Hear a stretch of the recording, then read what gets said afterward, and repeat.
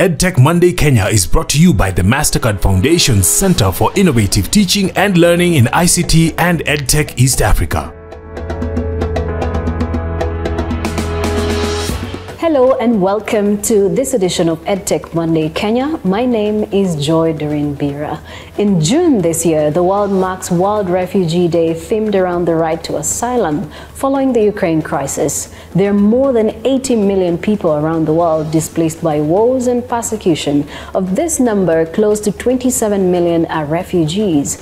Africa hosts some of the highest numbers of refugees globally, with Kenya, Uganda, Sudan, Congo, DRC, and Ethiopia being the top refugee hosting countries in Africa. Among the refugee population in Kenya, over half are children of school-going age, but only 1/3 of refugees have access to secondary education and less than 1/6 have access to tertiary education, including technical, vocational education and training. According to the Department of Early Learning and Basic Education, over 150,000 refugee learners were affected by school closures during the pandemic. Can education technology, EdTech, be the answer that will bridge the challenge of availing quality education to learners in displaced communities?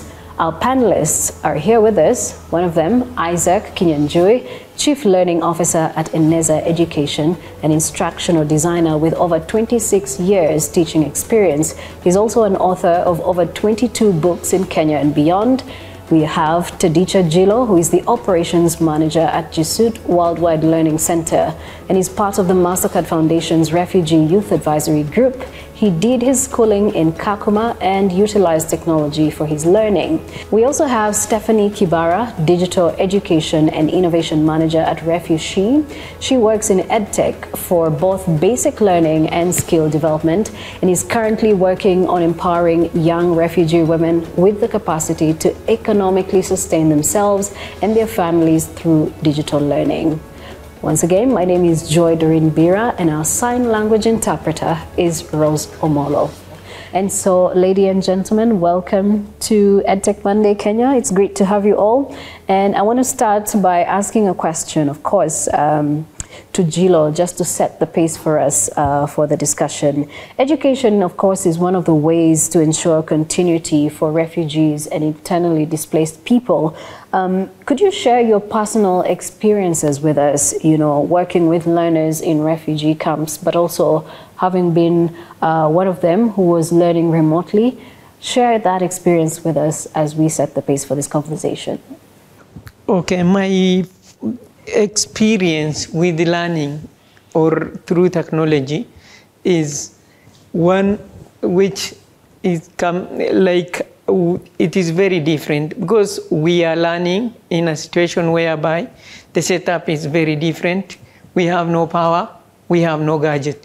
So we need skills to learn what is offered online in terms of the tertiary education. Like, for example, I'm getting a course for 4 years as a degree student, and I don't even have a basic ICT skills to start that course. So that is my experience. To change that, what can we do? We need, first of all, do we have a power? We must work on that. Do we have skilled people who train these people on the ground to train others? So that is my experience and the challenge we are facing. And how are you working on that? How are you working on changing that, knowing that that's the experience that you had or that you've had? How are you working to change it? Is there anything that's being done? Yeah, that is where now we came in ideas of creating the CBOs. Like, for example, what we did, we started, after my experience, we sat together with 16 youths from different community within Kakuma refugee camp, asked them, we are all in schools, online learning, but we do not have the skills to start even the course. What can we do so that we can overcome the challenge we faced, so that the next generation after us cannot face the same challenge? So that is where the idea of forming the URISE initiative for Africa is coming. So we came up with the organization, registered the organization, presented it to GIZ. GIZ funded the program, provided around 25 laptops to train people who are completed the high schools. Immediately they are coming out of the schools, provided the training in terms of digital skills for 4 months. Like, for example, you can train people in Excel's, words, typing at basic level so that they can get this opportunity. Once they are admitted to these particular universities online, they have a basic skills to start it. That is what we are trying to do. The other thing is to avail the power for them to charge that particular gadget. Like, for example, we have the power solar system, which is set up, funded again by GIZ, so that they have 24 hours. Those who access the center can have the power. But Isaac, just tell us some of the successes and challenges in serving refugee learners. Gillo has just highlighted the issue of space, but also talk to us about the successes and the challenges that are experienced there. When you are serving the refugees, for example, in Kakuma, the young people, some of the successes are when they tell you that they have, their lives have been transformed. They have had a change in their lives. They came speaking Arabic. They can now speak English and Kiswahili. That is a great success because we've changed their life. But they also tell you stories about how they are faced with a challenge charging the phones or getting a place to get them charged. They tell you challenges about in connectivity. In the same time, they also tell you that when they take the phones home, that allows them to continue learning away from home. So they're able to learn at all the time.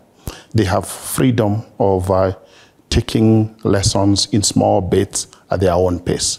So those are the positives and the negatives that we have seen in that place. Mm-hmm. And Stephanie, as someone who has this experience dealing with EdTech, and now you have an opportunity to use that with women refugees, and now at Refugee, the work that you're doing, could you just tell us briefly how you're able to help these women continue with their learning despite the fact that they've been moved from their countries of origin? Okay, thank you, Doreen. At Refugee, we have two major programs that are digital learning related.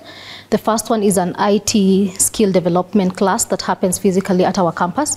And the second one is the e-learning platform that we're trying to create that goes beyond our campus, basically. So from the one that happens within our campus, it's quite easy, I would say, because it's just getting qualifying women or girls who are in need, who are refugees in the urban area, to come in and do the classes. But then there's also something that we recognize and we should be cognizant of, is that as an organization, we can only serve as much as our campus would hold. But then there's a bigger community that is out there who have a lot of barriers of entry. All right, and what have you learned through the process of developing products for them on the e-learning platform? One of our actually biggest lesson is develop with the user in mind. Most of the times, like for us, the first, when COVID hit is when we started building the e-learning platform. And at that point, we thought we needed to continue with our basic learning activities, because at that point, the program had stalled because of we could not come to the campus. And at that point, we thought that the basic learning platform is what we needed. But then when we got to the user and asked them, what do you guys really need? Is when they came up and told us, actually, what we do need is a platform that can help us get skills. So one of the things that probably we need to put our minds into and we need to really look at is the fact that we need to involve the user in every step. And in terms of every step, not just the product, even how we're building the product. Is it accessible on the kind of funds that they have? I agree with Stephanie. In ENESA, whenever we think about a lesson, we think about that basic fund. The popularly Mulikamoizi. How many words will fit in that small space? And then we also ask ourselves, On the other end, what's the level of the learner to read that? And for how long will they be struggling with that device to get the content? So developing whatever you have to develop in EdTech with the user in need, knowing what the user wants, and going back to the user and finding what they really want, and you come and customize what you have. Okay, that's interesting. And now that you said that, in what ways do EdTech resources need to be tailored for refugee learners at both the primary and secondary levels, knowing that you've talked about customizing according to their needs? How best do EdTech resources feed into those different levels of education? One, we need to think about what can this learner who English is not their first language, neither their second or even their third language. They are struggling to learn how to read, at the same time to comprehend what you're giving them. So you need to make your content conversational. Make it in such a way that they will be able to have a conversation with the text that you have sent them, because it's text, because of what they have. So you also need to think about what can they access on their end in terms of a device. What are they able to access? Yes, they can access a smartphone, but how many of them will access a smartphone? And for how long? Because most smartphones are owned by their mothers and their fathers. So they may not be able to access them what they want them. But maybe the Mlikamwizi, they may be able to access that most of the time. But then, I mean, there's the issue of affordability and accessibility, not just to the gadgets themselves, but the EdTech tailored material. How accessible, how affordable is it? I would say the EdTech companies, like for example, Eneza, we try to keep it as slow as possible. Right now it's like about maybe $23 in a year, but that is not accessible from an ordinary refugee on their own account. They will need somebody to chip in and help them be able to afford that $23. So partnerships would help. Yeah, partnership is the only way to actually help a refugee be able to pay for their access to content. All right. Gilo, research shows that cultivating ICT skills is very critical for the future of work. And the organization that you lead as well, and the work that you do in Kakuma speaks a lot to that. So how can EdTech help young people acquire the skills needed for work and life in the new digital age? Because what we're seeing today is a lot more of the digital future of work. How do we ensure that refugees living in camps and elsewhere are able to feed into the future of work as well? Okay. From what Mr. Isaac says, I learned two things. One, the awareness is very important. They may be existing, but most of the people doesn't even aware that this program is existing. Second, the issue of affordability, which he talked. How can we bridge that particular gap? So for me, it is like coming up with a program, maybe trying to change people's mindset again. Can they afford? If they do not afford, then what is the company can do? Can they work with the donors or the implementing agencies within the camp? All right. Stephanie, you help with continuity. You're teaching these women and girls how best they can utilize their skills as well beyond the primary and secondary school levels. But what particular EdTech resources are necessary and utmost needed right now to ensure that we're not leaving the refugee community behind? When you talk about leaving the refugee community behind, I would want to take you back on that specific point. It highly depends on policies. A lot of the decisions that we make, even as organizations who actually want to help the refugees, a lot of it is inclined towards policies. And one of the things that actually is happening within the refugee policy making, one of the things that is happening that is actually a good thing is there was an act, the Refugee Act was renewed as of 2021, which was kickstarted in February. And one of the main things that we were trying to bridge is making sure that we are moving people to a place where they do not have to maybe rely on organizations or aid to help them continue living in Kenya. Okay, that sounds interesting. And so we also spoke to some of the refugee women at Refugee to ask them how education technology resources have impacted their continuity of education. And these were some of their views. I came here without knowing how to switch on and off a laptop, and I was able to learn. That was the first thing we learned. And then creating the social media account, Facebook, Twitter, Instagram, and then we were showed how to create email accounts. So I have now my email account because I was able to open it here. One of the challenges we as refugees face is that we don't have access to the laptops and the tools to use to access the internet. So I think the NGOs should come forward and sponsor refugee students with internet services and even open other centers so that the refugees could go there and access the laptops and the internet. I'm a refugee from Rwanda, but we've been staying here for about 20 years. For me, I was learning about business management. Yeah, the platform has been helpful because I had some problems through marketing, social media. I'm not a social media person, so it's been helping me to work it out. Most people, maybe they don't know if the e-learning platforms are there, so there should be more awareness, and yeah, I think it will be very helpful.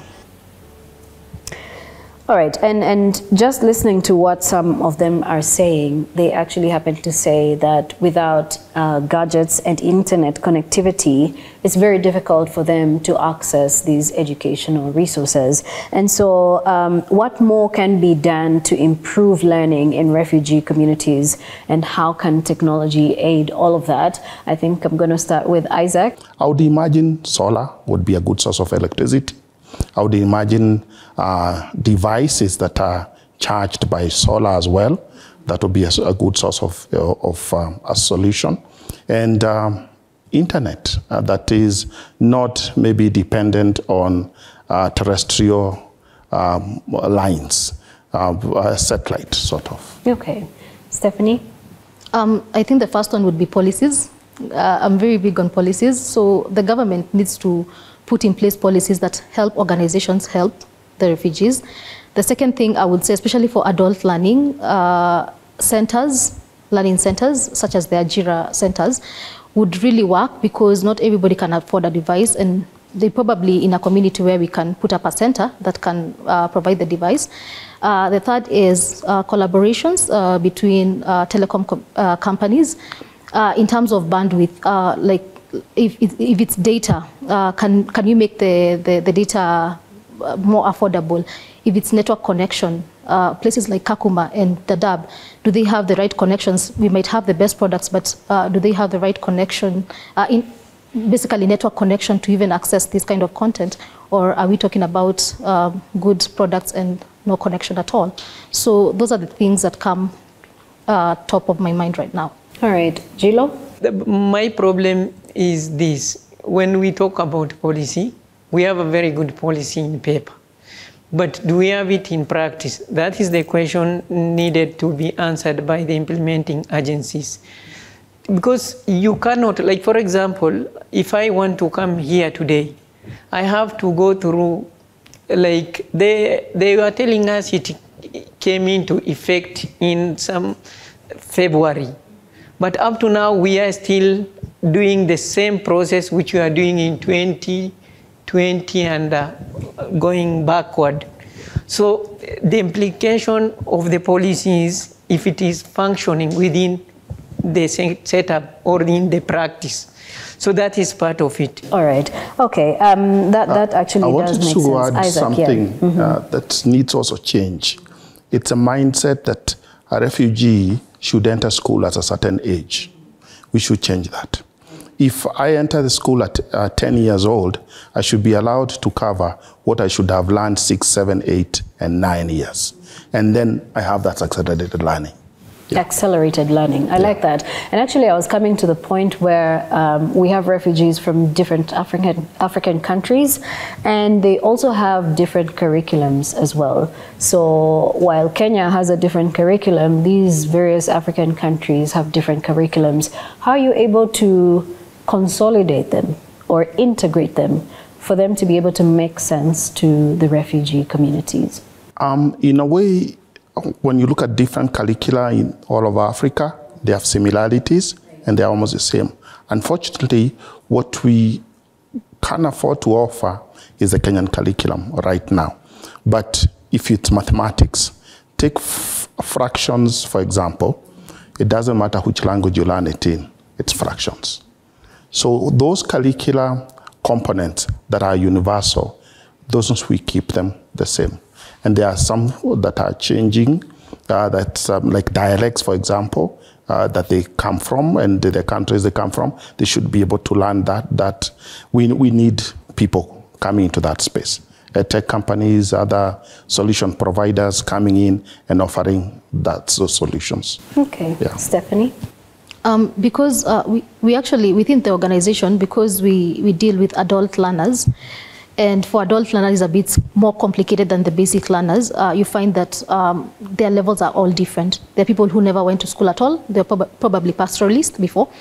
There are people who dropped out at some point.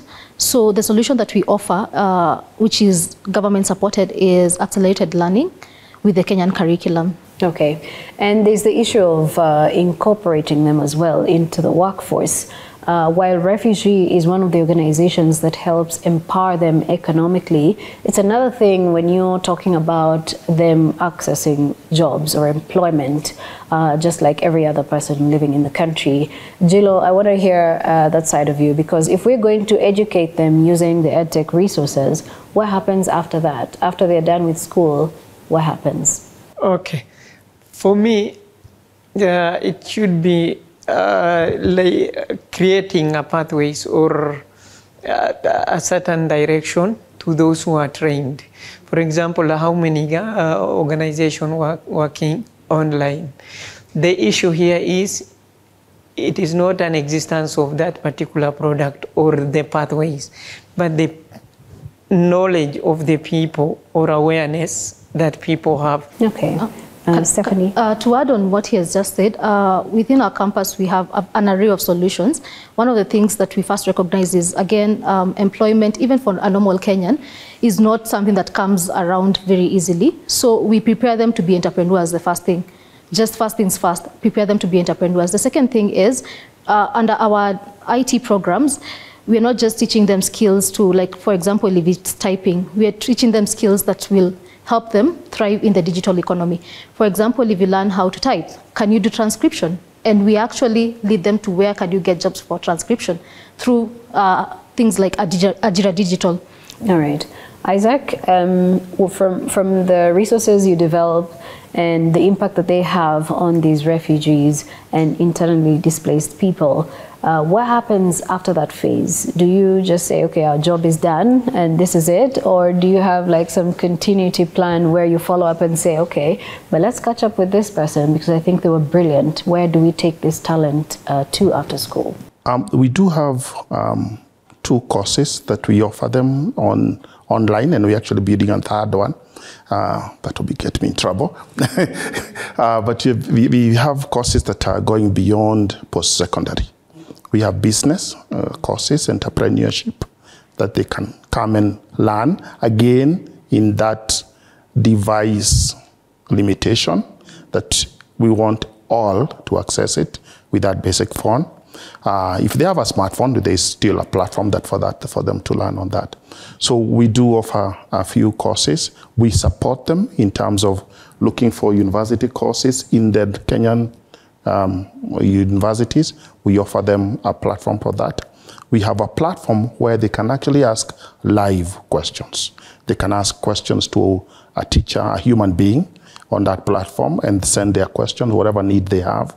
so to keep on supporting them. So we can actually support them all through their life. Okay, yeah. I like that. But in closing, as we bring this conversation to an end, not an immediate end, but we hope that these conversations will keep going, what would you say would be the ideal way to allow refugees freely access education, edtech resources, and also join the future of work just like everybody in Kenya is able to access these jobs, not just digitally, but also gain meaningful employment in the country today? Jilo, in 30 seconds. Okay, the first thing is policy. Make sure we have a policy which is favorable, allowing these guys, if they need the work permit, they know where they to go, what they require for them to get that work permit. Secondly, it is the refugee themselves, the mindset. Let them not fear. If the policy is for them, then they need to know where it is functioning. That is mine. Okay, that is the education policy in this case. Stephanie? For me, I would think, especially for higher education, I think there's a need to have more collaboration among universities where they have tailored their courses in a way that whoever, like refugees can actually attend courses maybe in Kenya. And if that status change, if like they move to, probably they're repatriated, they move back to home, they can still continue with whatever they were doing. And it gives continuity to, like, I was learning a skill and now I can practice it wherever I need to be. So that continuity from them maybe accessing learning that is very continuous without having to break based on where they are located would be very important. All right. Isaac? I would say I would go a little bit higher than a policy. I would go to laws that make asylum a right for them. I don't see why a person moving from Sudan and coming to Kenya, they can't provide to the economic growth of Kenya. As long as they are living in this country, they are using things due to the taxpayers' money. And they should as well the contribute. Education system. Yes, they should enter our education system, contribute to the growth of Kenya. When they go back to their country, they contribute to that country as well. We are all Africans. I like that. So, ladies and gentlemen, thank you all so much for taking part in this edition of EdTech Monday and just getting to know some of the programs and EdTech resources that are available to refugees in Kenya and also internally displaced persons or people. And just like our topic here, using EdTech to drive learning for displaced youth, that has been our focus this month. And well, for those of you who are just joining us for the first time, EdTech Monday is a series of monthly conversations by the MasterCard Foundation's Center for Innovative Teaching and Learning, and also the EdTech East Africa as a partner. My name is Joy Doreen Bira, and our sign language interpreter has been Rose Omolo. Until the next one, thank you all for watching, and bye for now. EdTech Monday Kenya was brought to you by the MasterCard Foundation Center for Innovative Teaching and Learning in ICT and EdTech East Africa.